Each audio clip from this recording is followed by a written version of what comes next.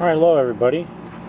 Coturnix quail. A lot of people have them. They like their own eggs, or they have it for emergency preparedness to produce eggs or meat in event of terrible emergencies.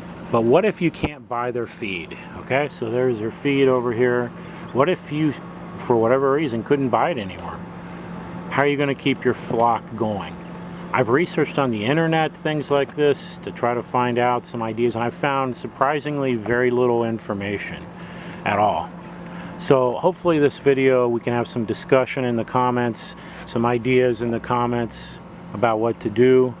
But here's some things that I've found around my house and things that can be done to keep your flock going, keep them fed, get them enough protein, enough other nutrients to keep a small flock going. And I'm talking 10 to 20. You know, if you're talking more birds than that, that's obviously going to be a much bigger problem. All right, so let's go ahead and see what we can see here. Okay, so here's a food source, you know, maybe not everybody would have, but you would tend to, if you get these outdoor little container ponds, you often will get tadpoles. So if you look in here, you can see them. These are Cuban tree frog tadpoles, which is an invasive species here in Florida. So they're not really something you even want anyway. So I'm going to net some of these out, and we'll give them the birds and see how they react. Certainly a high protein food, no doubt about it. Okay, so I've put them on a paper plate here, so you can see them wriggling around. Actually getting a little low on them. I had to go to one of the other container ponds to get a few more. Hopefully they'll breed again in the ponds, which they always do. They're usually pretty full. Alright, so we're going to put this, the wind doesn't blow them out, into the cage, and let's see how the birds react to it. There they go. Oh yeah.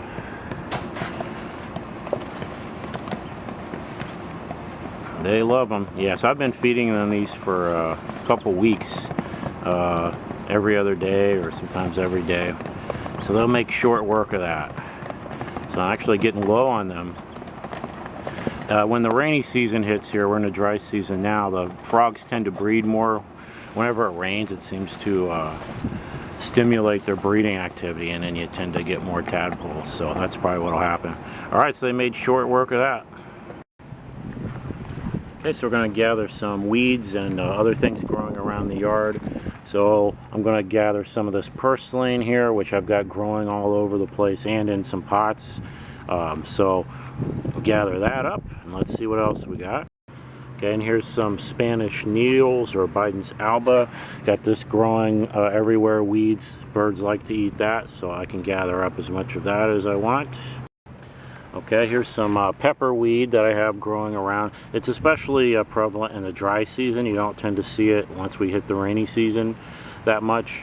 So we'll throw that in there. The birds tend to like that. Okay, we got some moringa leaves, so I'll take some of those. It's a high protein vegetable. And over here we got some kaya leaves. Got kaya leaves everywhere. So I'll take some of those too and throw them in the cage. Okay, so we got our collection of weeds and leafy plants from the yard here. So we're just going to stick them in, spread them out. Oops, let's get back in there, buddy. Alright, now you can see they're already interested and they're going at it. So they're already starting to eat.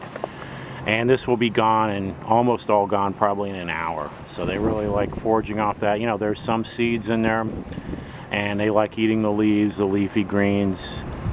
So good addition to their diet, definitely. Move this over here.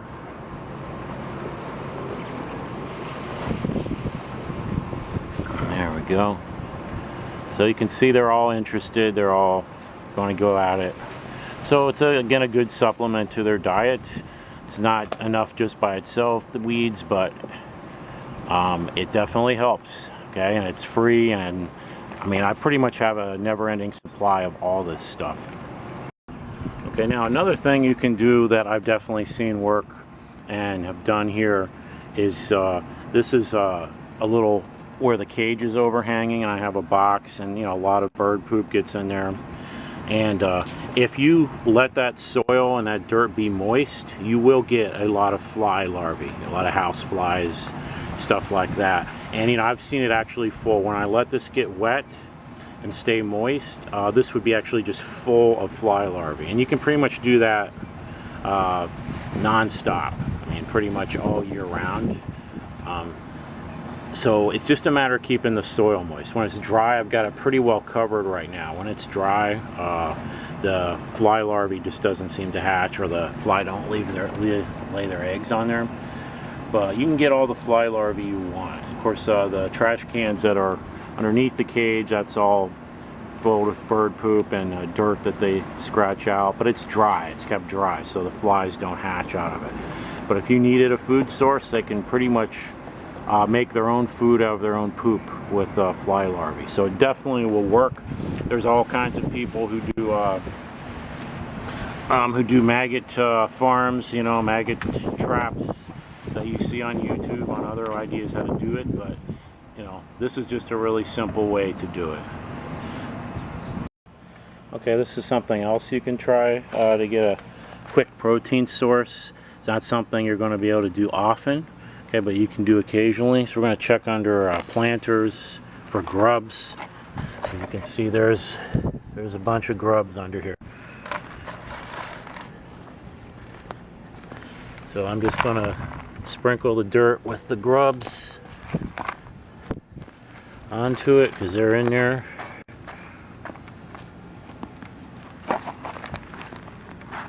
I think they're in there. I just saw a bunch. Yeah, there's some in there. So I'm just putting them on this plate, and I'll let the birds go through it. I'll probably dump it in their sandbox, and then they can fish out the bugs, the grubs, because they are in there. There, look at this one. Not seeing as many in there. There's some. Yeah, they're small. Yeah, there's different grubs and bugs. So that's something I'm just going to put in their dirt and their sandbox. So let me turn it off, I'll throw it in there, and we'll watch them start to dig. Okay, so I just sprinkled the dirt in their sand basket, and they are looking for them, and they will find every little grub, bug that was in there. So it just gives them a quick protein source. Just another, if you got a lot of things on the ground like that, you know, you can certainly every day turn over 2 or 3 of them and get them some quick protein. Okay, now since it's obvious they'll eat tadpoles, I think it's obvious they'll eat any small creature you can catch from the water. So I have here on my brackish water canal, I'm going to use this pull skimmer. I'm going to just see what I can get, scraping it along the side of the seawall. It's especially good if you have some kind of cover, like fallen leaves, branches. It definitely attracts a lot more creatures. So I'm going to do a pass through here, and let's see what we can get. I can see things swimming around down there anyway. Okay, so one pass through, and look what I got. Bunch of minnows, some ghost shrimp. They definitely will eat that. That's a lot of nutrition right there. So just keep that in mind. If you have access to that, you can get, this is pretty easy, okay, most of the time to get this kind of food for your birds. High protein. If some of them were too big, you could cut it up. And I'm pretty sure the birds would eat if you catch, you know, catfish or something out of here larger, just cut it up into small pieces. I'll bet you anything they'll eat it. And there you got more protein. So I have a pretty big food source out here, really. Okay, another idea to feed your Coturnix quail if you can't get food. If you have a screen house, like a portable little screen house, use this as a like a Coturnix quail tractor. Okay, get them in here. I don't think they can get out very easily. You know, there's all kinds of different ones of these. And every 15-20 minutes, you know, let them eat everything they can find, bugs, weeds, whatever, and just slowly drag it along. You know, you might have to tie it down if there's any wind. This particular one has places where you can put rocks or sand in it to hold it down. That would be the easiest thing to do. Okay, so you just gotta watch it, because right now the wind's getting it, so you have to be able to deal with that to make sure it doesn't blow away. Okay, but that way, just come out and move it every 15-20 minutes around your yard, let them feed themselves. So just another idea I had, and it should work fairly well. It's not going to be the answer all the time, but it gives you a chance in decent weather. Now, of course, if you're really desperate, you can always feed their eggs back to them if you really need a protein source bad. You know, I think just hard boiling them would be the best thing. And of course, saving the shells too, if you're not even feeding them back to them, or just keeping the shells and crushing them up, pulverizing them and putting them into whatever feed you're giving them. That'll give them some nutrition and definitely a calcium hit. Because lack of calcium could be a real problem without the normal feed if you were to run out. Alright, so hopefully you found that video informative and it's got you thinking. You might have some ideas about what to do to keep your Coturnix quail fed. So again, make some comments below. If you want to support the channel, there's some links, Amazon links, eBay links in the description box below of some of the things I produce and grow on my homestead here, cuttings, seeds, etc. So if you want to support, go ahead and do that.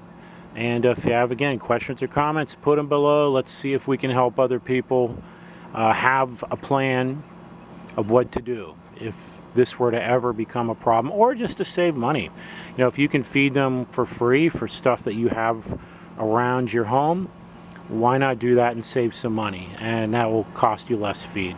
All right, see you later.